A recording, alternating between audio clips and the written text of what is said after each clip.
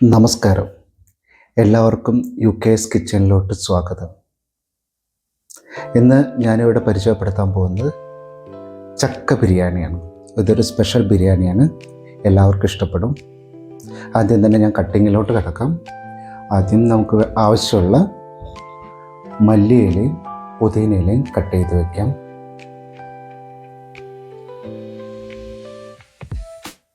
ഇതൊക്കെ കൈയളവാണ് കേട്ടോ, ഒരു പ്രത്യേകിച്ച് അളവൊന്നും ഞാൻ എടുത്തിട്ടില്ല.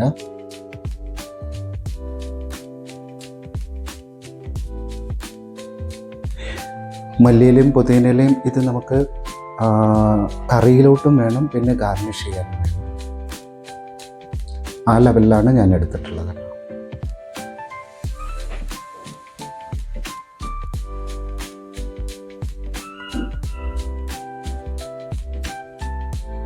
ഇതെല്ലാം കഴുകി വൃത്തിയാക്കി ഉലരാൻ വെച്ചതായിരുന്നു, വെള്ളം വാരാൻ വെച്ചതായിരുന്നു. അവിടെ നിന്നെടുത്ത് ചെറിയ കഷ്ണങ്ങളായിട്ട് അരിഞ്ഞെടുത്തതാണ്.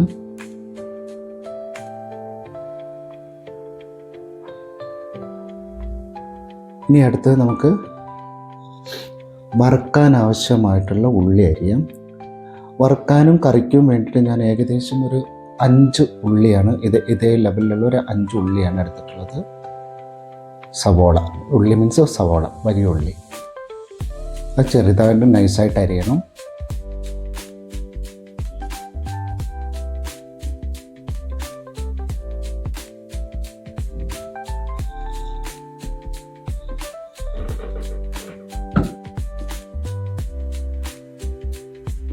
ഉള്ളിയെല്ലാം തൊലി കളഞ്ഞ് വെള്ളത്തിലിട്ട് വെച്ചതായിരുന്നു.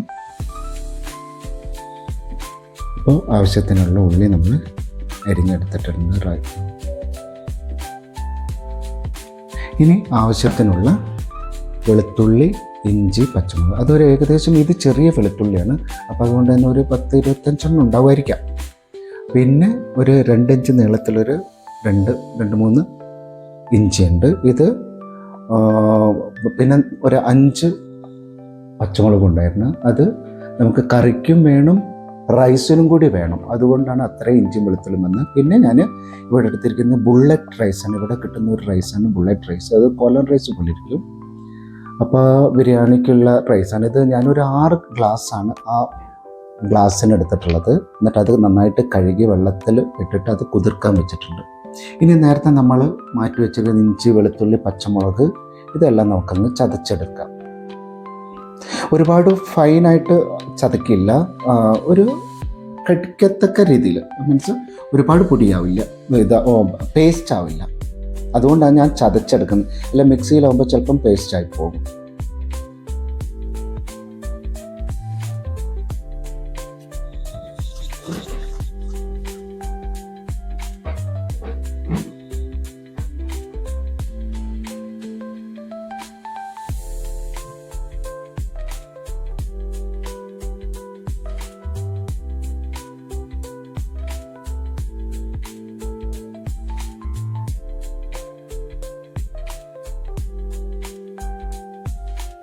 ഏകദേശം എല്ലാം ചതച്ച് വെച്ചിട്ടുണ്ട്. ഇനി നമുക്ക് ഇതാണ് നമ്മുടെ ചക്ക. ഇന്ന് മാർക്കറ്റിൽ പോയപ്പോൾ എനിക്ക് കഴിഞ്ഞ ദിവസമൊക്കെ അവിടെ ഉണ്ടായിരുന്നു, കഴിഞ്ഞ ആഴ്ചയൊക്കെ ഉണ്ടായിരുന്നു, നല്ല ചക്ക, ഇടിച്ചക്ക ഉണ്ടായിരുന്നു. പക്ഷേ ഇപ്പോൾ അതില്ല. അപ്പോൾ അതുകൊണ്ട് ഞാൻ ബ്ലിങ്കിറ്റിൽ ഓർഡർ ചെയ്തിട്ട് മേടിച്ചാണ്. ഇങ്ങനത്തെ 2 ബോക്സ് മേടിച്ചിട്ടുണ്ടായിരുന്നു. അപ്പോൾ അത് ഏകദേശം അതായത് ഒരു ബോക്സിൽ 200 ഗ്രാമാണ്. അങ്ങനെ ടോട്ടൽ 400 ഗ്രാമാണ് ഞാൻ ചക്ക എടുത്തിട്ടുള്ളത്. ഇത് അത്യാവശ്യം നല്ല മൂത്ത ചക്കയാണ്. ഒരു ഭയങ്കര ഉറപ്പുണ്ട് കേട്ടോ. സാധാ കിട്ടുന്ന ചക്കയുടെ അത്ര ഒരു ഗുണവുമില്ല, എന്നാലും ഓക്കെ. അങ്ങനെ ചക്ക കട്ട് ചെയ്ത് മാറ്റി വെച്ചിട്ടുണ്ട്. ഏറെക്കുറെ അവർ കട്ട് ചെയ്തുകൊണ്ട് എനിക്കൊന്ന് ജസ്റ്റ് പോളിഷ് ചെയ്യേണ്ടി വന്നുള്ളൂ. പിന്നെ ഇനി നമ്മൾ ഇതിലോട്ട് 2 തക്കാളിയാണ്, കറിക്ക് വേണ്ടി ഞാൻ 2 തക്കാളിയാണ് എടുക്കുന്നത്. അത് നന്നായി ചോപ്പ് ചെയ്തെടുത്ത് വെച്ചിട്ടുണ്ട്. ഇനി നമുക്ക് ഇത് കുതിർക്കാൻ വെച്ച അരി എടുത്തിട്ട് നമുക്ക് അത് വെള്ളം വാരാൻ വയ്ക്കാം. അതൊന്ന് ഡ്രൈ ആവട്ടെ.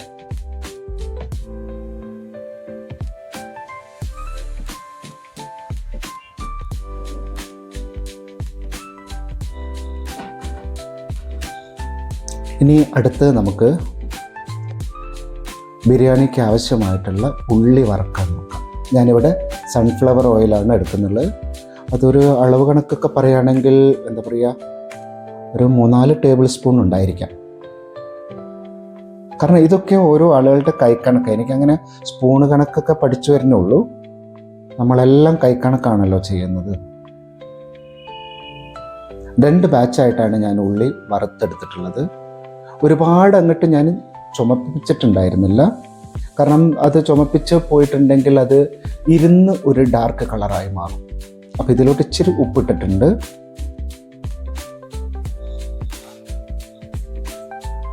ഒരു നുള്ളു പഞ്ചസാര.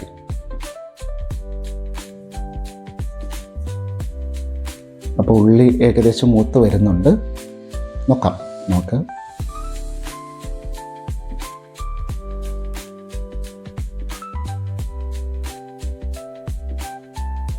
ഞാൻ ഇത്രേ മൂപ്പിച്ചിട്ടുള്ളൂ.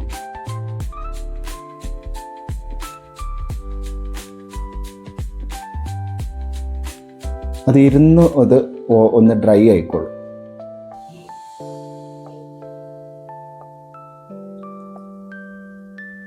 അടുത്ത ബാച്ചും കൂടി ഇടുന്നുണ്ട്. അതും ഏകദേശം ആയിട്ടുണ്ട്.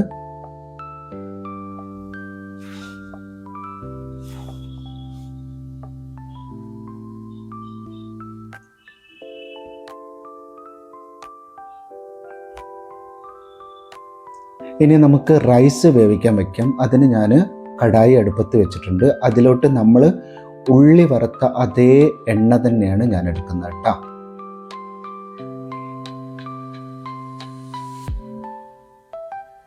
അതിലോട്ടൊരു 2 ടീസ്പൂൺ നെയ്യ് ചേർക്കുന്നുണ്ട്. ഡാൽഡ അങ്ങനത്തെ സാധനമൊന്നും എനിക്ക് തീരെ ഇഷ്ടമല്ല.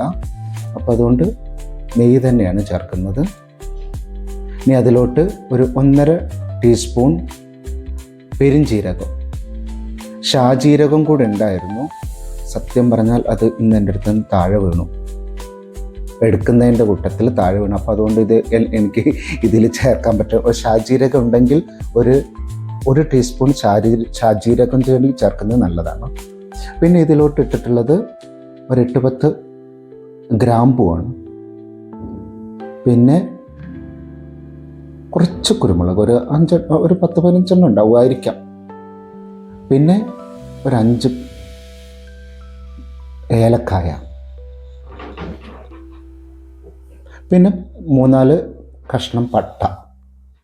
ഇതൊക്കെ ഓരോ ആൾക്കാരുടെ ഇഷ്ടത്തിനനുസരിച്ചിട്ടാട്ടോ. ചിലതിൻ്റെയൊക്കെ സ്മെല്ലൊന്നും ചില ആൾക്കാർക്ക് ഇഷ്ടപ്പെടില്ല. പിന്നെ ഇനി ഞാൻ നേരത്തെ പറഞ്ഞില്ലേ, നേരത്തെ ചതച്ച് വെച്ച ഇഞ്ചിയിൽ നിന്ന് പകുതി എടുത്തിട്ട് ഞാൻ ഇതിലോട്ടിട്ടു. അതേപോലെ തന്നെ നമുക്ക് പകുതി വെളുത്തുള്ളിയും കൂടി ഇട്ട് കൊടുക്കണം. അതുപോലെ പകുതി പച്ചമുളകും. ഇതിൻ്റെ ഫ്ലേവർ ഒരു പ്രത്യേക സ്വാദാട്ടോ. ഇത് ഈ ഇഞ്ചിയും വെളുത്തുള്ളിയും പച്ചമുളകും ഒക്കെ പെരുംജീരകവും ഷാജീരകവും എല്ലാം കൂടി ഒരു മൂത്ത് വരുമ്പോൾ ഉണ്ടാകുന്ന ആ സ്മെല്ലുണ്ടല്ലോ, അതൊരു പ്രത്യേക സുഖമാണ്. നല്ല ടേസ്റ്റിയാണത്. അതാണ് ഈ റൈസിന് എന്താ പറയുക, ഒരു പ്രത്യേക ഫ്ലേവർ കൊടുക്കുകയും ചെയ്യും. നല്ല ടേസ്റ്റ് എന്ന് വെച്ചാൽ നല്ല ടേസ്റ്റും ആയിരിക്കും അത്.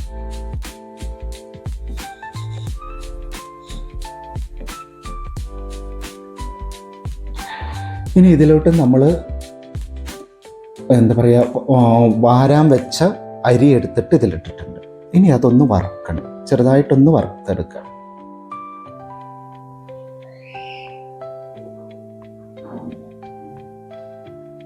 അരിയിലെ വെള്ളമൊന്ന് വറ്റുന്നത് പോലെ വരെ എടുക്കുക.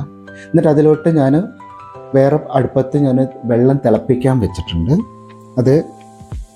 ഇതിപ്പോൾ 6 ഗ്ലാസ് ആയിരുന്നു. അപ്പോൾ 1.25 ഗ്ലാസ് വെള്ളമായിരുന്നു ഞാൻ വെച്ചിട്ടുണ്ടായിരുന്നത്.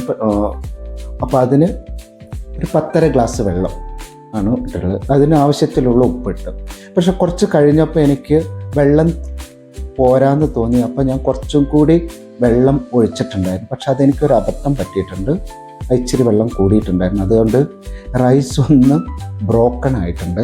പക്ഷെ എന്നാൽ ടേസ്റ്റിലൊന്നും വ്യത്യാസമൊന്നുമില്ല. ആ റൈസ് ഒട്ടിപ്പോയി ഇച്ചിരി. മറ്റത് അങ്ങനെയല്ല, സാധാരണ എനിക്കിങ്ങനെ അബദ്ധം സംഭവിക്കാറില്ല.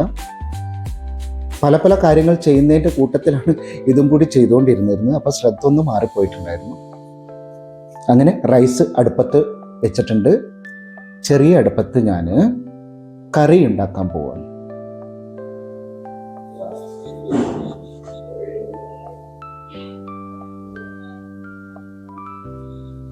കടായി അടുപ്പത്ത് വെച്ച് സൺഫ്ലവർ ഓയിലാണ് ഒഴിച്ചിട്ടുള്ളത്. അതിലോട്ട് ഉള്ളിയിട്ട് അതിൻ്റെ കൂട്ടത്തിൽ തന്നെ ഇഞ്ചി, വെളുത്തുള്ളി, പച്ചമുളക്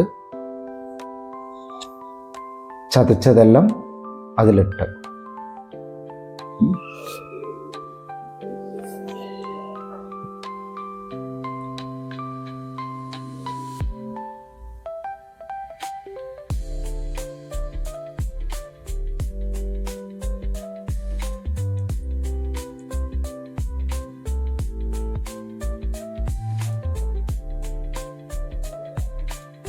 കറിവേപ്പിലിട്ട് ഇനി ഇതൊന്ന് വഴന്ന് വരട്ടെ.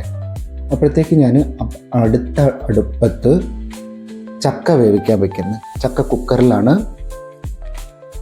കുറച്ച് മുളക് പൊടിയും കുറച്ച് മഞ്ഞൾപ്പൊടിയും കുറച്ച് ഉപ്പും കൂടി ഇട്ടിട്ട് ഒരു 2 വിസിൽ ചക്ക എന്ന് വേവിക്കണം. 2 or 3 വിസിലായാലും കുഴപ്പമില്ല. ഞാൻ വീണ്ടും അടുത്ത അടുപ്പിലോട്ട് തന്നെ തിരിച്ചു വന്നു. ഉള്ളി ഇവിടെ ഒന്ന് വാടിക്കൊണ്ടിരിക്കുന്നുണ്ട്. കുക്കർ അവിടെ ഇരുന്ന് ഇനി വിസിലടിച്ചോളൂ.